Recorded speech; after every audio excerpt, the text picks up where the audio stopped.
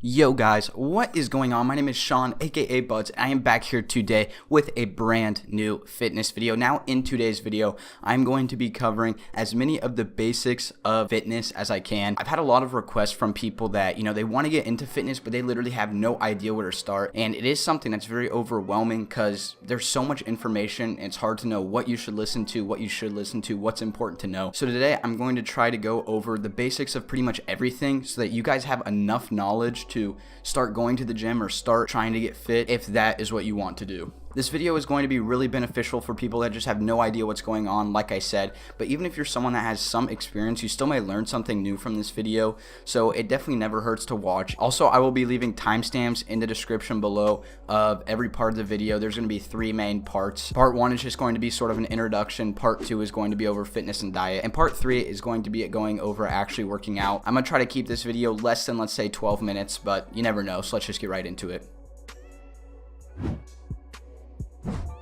So the first thing that you really have to do is you have to recognize your goals, because you can't just, go to the gym with no goal in mind and expect anything to happen. So your goal can literally be anything. It can be as something as simple as getting into shape or getting into better shape. It could be something more specific like losing weight, gaining muscle, something like that. Or it could even be the most specific of trying to target a specific muscle group. So just to give an example, for me right now, my goal is to work on my lower abs and my obliques, as well as working on my upper chest a little bit. I have more specific goals because I've been going to the gym for a while and I'm pretty happy with my fitness as it is right now. So for me, it's more beneficial to make specific goals, but there's nothing wrong with having a general goal. It's just having a goal that's important. If you know what you're trying to do, it's going to be a lot easier for you to base the other parts around your goal. So you're truly working everything to reach your goal. Now, next up, I'm going to be talking about nutrition and diet, and in my opinion, this is the most important part of fitness. There's generally a rule of thumb that fitness is around 75% nutrition, 25% exercise. That's supported a lot. There's an article that talks about it in a pretty good way that I'm looking at right now that I will leave in the description below if you want to read it out. It's more of like a tabloid article than a scientific journal, but it's still very good and I would recommend it. But it's definitely important to keep in mind that nutrition is very important, and sure, you can go to the gym and get some results, but if you really want to, speed things up or take things to the next level, you're really going to have to zero in on your nutrition. So when it comes to nutrition, the first thing that I'd say you need to do is find your basic metabolic rate, or BMR. Now, basic metabolic rate is defined at the rate at which the body uses energy while at rest to keep vital functions going, such as breathing and keeping warm.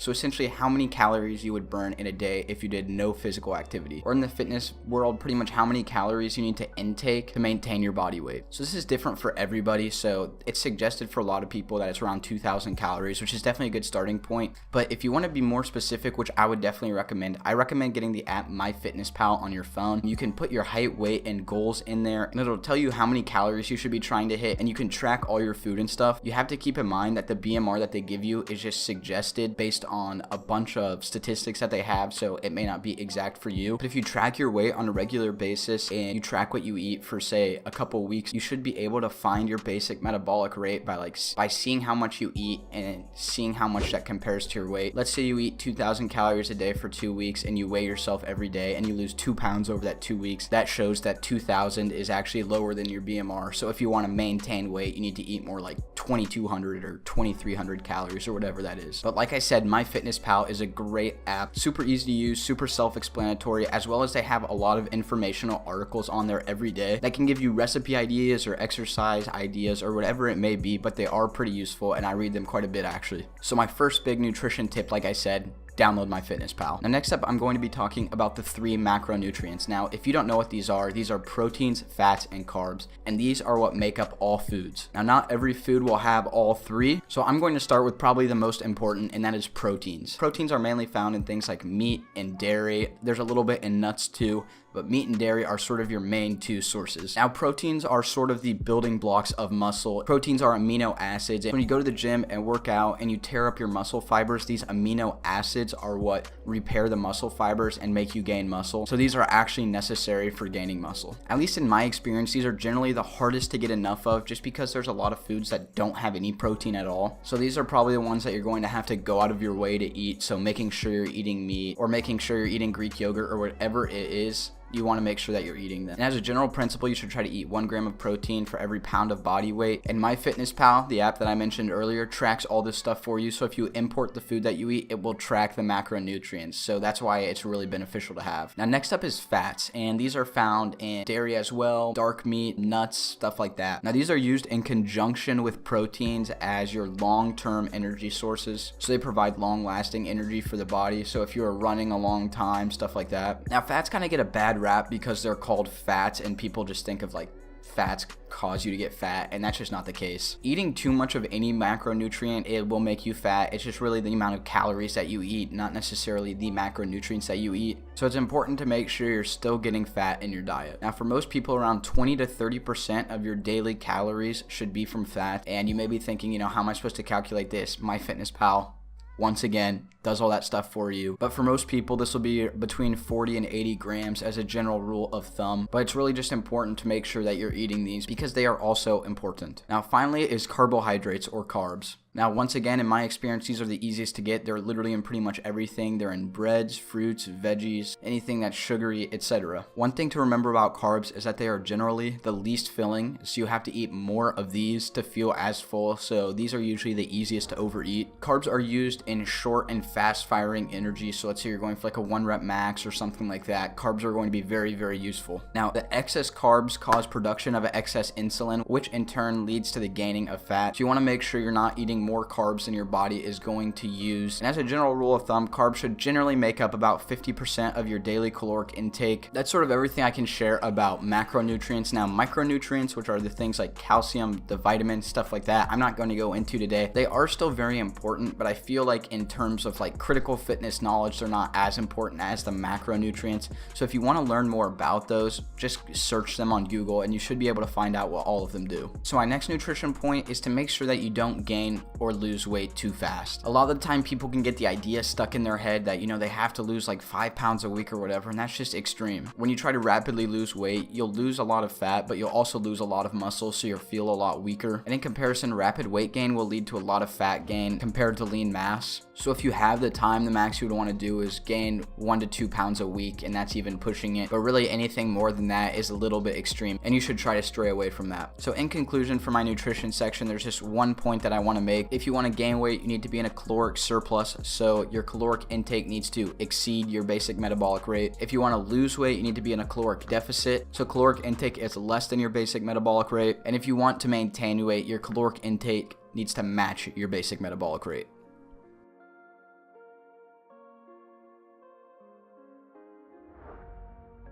Now, next up, we're going to be going into working out, which is sort of the second main pillar of fitness, if you want to call it that. So one very common question asked is, how often should I work out? And to be honest, that really just depends on everybody. It depends on your schedule. It depends on what shape you're in. It depends on your goals, all that stuff. But as a general principle to keep in mind, you should probably try to go to the gym at least 3 times a week, and you probably shouldn't go any more than 6 times a week. So with this 3 to 6 day range, you're making sure that you get enough rest so you're not overworking your body, but you're also making sure that you're working at every muscle group at least once a week, and hitting every muscle group once to twice a week is optimal. So another thing I see a lot of people say is that they don't want to go to the gym because it takes too long. Going to the gym should not be a 2-hour endeavor. You can go to the gym, you can get a super good workout done in 45 minutes if you literally just go in, you put your phone down, you do your sets, and you get out. And there's no set time that you have to work out for. It's not like you have to work out for 45 minutes or nothing's going to happen. Another point that I'd like to make is that you can work out any time of the day, but you should just try to keep it consistent from day to day so you're not surprising your body. So for me, I generally get out of class every day around 12, so I'll go to the gym right after class, and it's just normal for me. My body's used to it. My body's ready to gym every day because I go at the same time, and it's also mentally good because I always know when I'm going to be going to the gym. I don't have to like tell myself at 8 at night like, oh, you got to go to the gym today. You know, I get it done.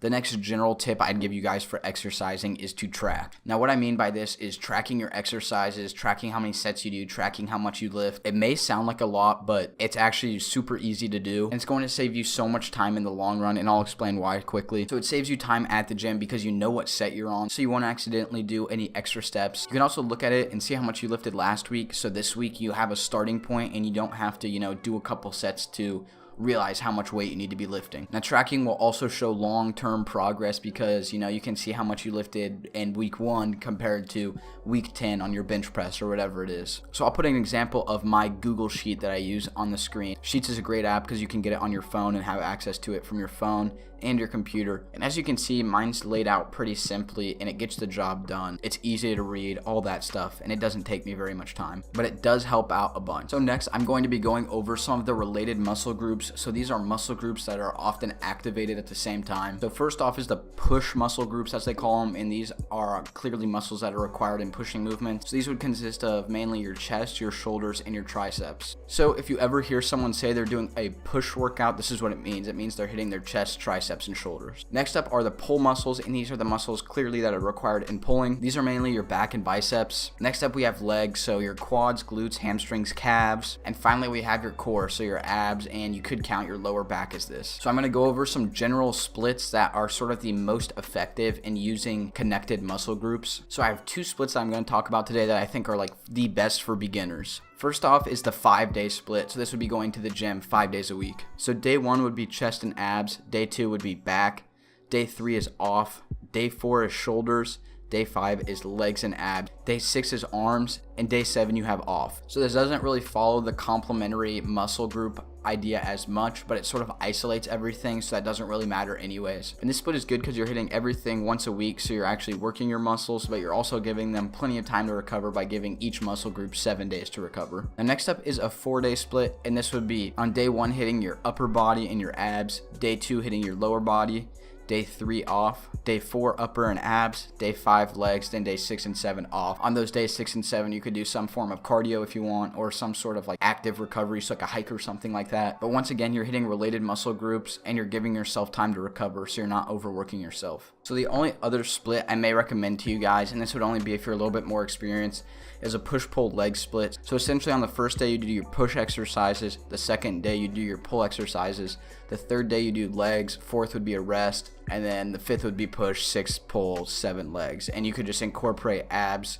onto 2 of the days that work for you. Now, a really big point that I want to make when it comes to exercise is that form is probably the most important thing. Making sure that you do the exercises correct is so important because not only are you going to work the intended muscle groups better, but you're also going to prevent against injury. Just remember that it's more important to have good form and lift less than it is to lift a lot with bad form and possibly get hurt. Next up, I'm going to talk about time under tension quickly, and time under tension is really the key to actually building muscle. So the official definition of time under tension is the total time a muscle resists weight during each set. So when you're doing an exercise, there's 2 parts, the eccentric part and the concentric part. The eccentric part is what's very important. This is the time when you're resisting the weight. So for example, if you're doing bench press, the time that the weight is coming down rather than you pushing up. When you're pushing up, that would be the concentric. But according to some studies, around 60% of muscle is built during the eccentric part of the workout. Making sure that you're keeping under control is very important because in the long run, it's less about how many reps you do and more about your time under tension. Another point I quickly want to make that's related to this, for optimal muscle growth, you want to be in the 6 to 12 rep range. And with this 6 to 12 reps, you should try to keep it around 3 to 4 sets for most exercises. Whereas if you want to more focus on strength, you should stay in the lower rep range. So sort of like 2 to 6 reps and do more sets. So 4 to 5 sets. But just by doing either, you're going to see an increase in both. It's not like you can only get size but no strength. They're kind of work hand in hand. But like I said, lower reps will be more directed towards strength while higher reps will be more directed toward actual muscle growth.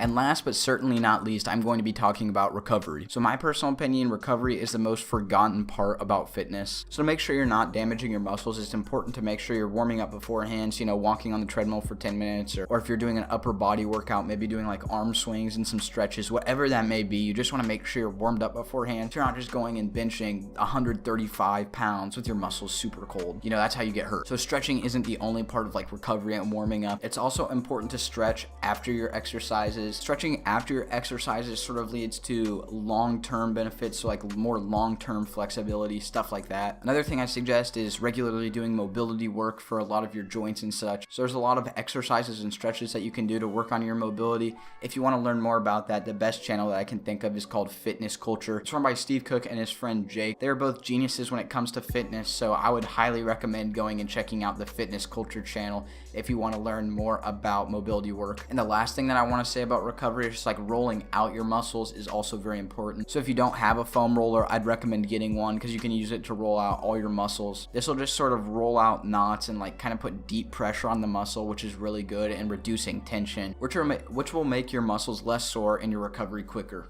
So all in all, that's pretty much it. I know this was pretty general, but I tried to cover everything so you guys could just get all the information from one place so you know what you need to do in order to reach your fitness goals. This video is probably hella long, but if you enjoyed, make sure you leave a like down below and subscribe for more. I've got some cool, more specific videos coming soon, like a full day of eating and more. So make sure you guys stay tuned for that. Anyways, I will see you guys later. Peace.